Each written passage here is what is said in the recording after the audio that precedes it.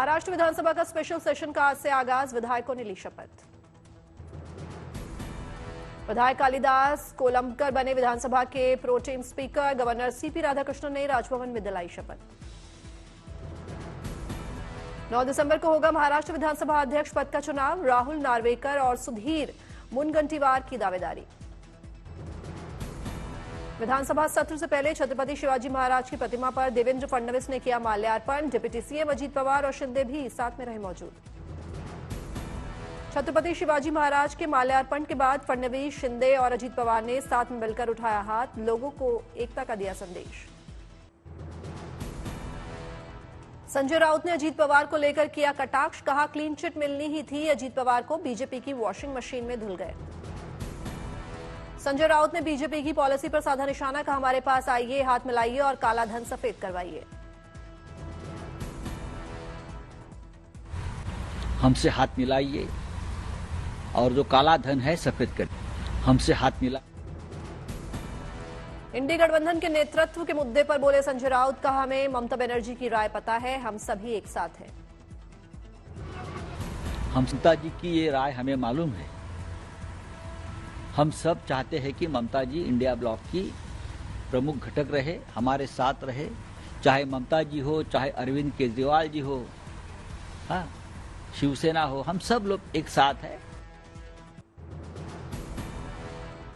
दिल्ली की सुरक्षा व्यवस्था को लेकर एक बार फिर केजरीवाल ने केंद्र पर साधा निशाना, बोले बीजेपी नहीं संभाल पा रही दिल्ली की कानून व्यवस्था। आप संयोजक अरविंद केजरीवाल ने गृह मंत्री अमित शाह पर लगाया आरोप, बोले दिल्ली को अमित शाह ने बर्बाद कर दिया। केजरीवाल ने दिल्ली की जनता से की अपील, कहा कानून व्यवस्था के मुद्दे पर एकजुट होकर उठाएं आवाज। दिल्ली बीजेपी दफ्तर में विधानसभा चुनाव को लेकर तैयारियां अभी से तेज, चुनाव को लेकर बीजेपी ने लगाया पोस्टर और नारे।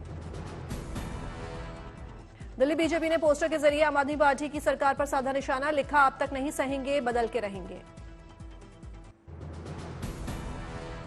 शंभू बॉर्डर पर किसानों ने पीछे खींचे पैर, सरकार को बातचीत का प्रस्ताव। 8 दिसंबर को फिर से कूच का प्लान। दिल्ली कूच के दौरान पुलिस और किसानों में झड़प, 8 किसानों के घायल होने की सूचना, 2 गंभीर रूप से जख्मी। किसान आंदोलन के बीच सरकार का बड़ा फैसला, अंबाला में 9 दिसंबर तक इंटरनेट सेवा बंद।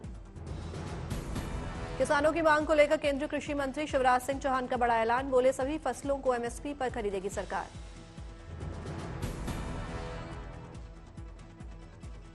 सभापति महोदय, ये हमारी सरकार की मंशा का परिणाम है।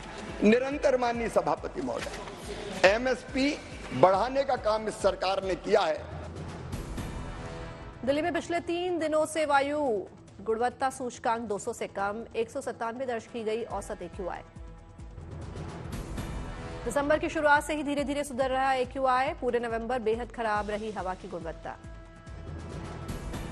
हवा की रफ्तार तेज होने के कारण प्रदूषण का स्तर में आई कमी, तापमान में आई गिरावट।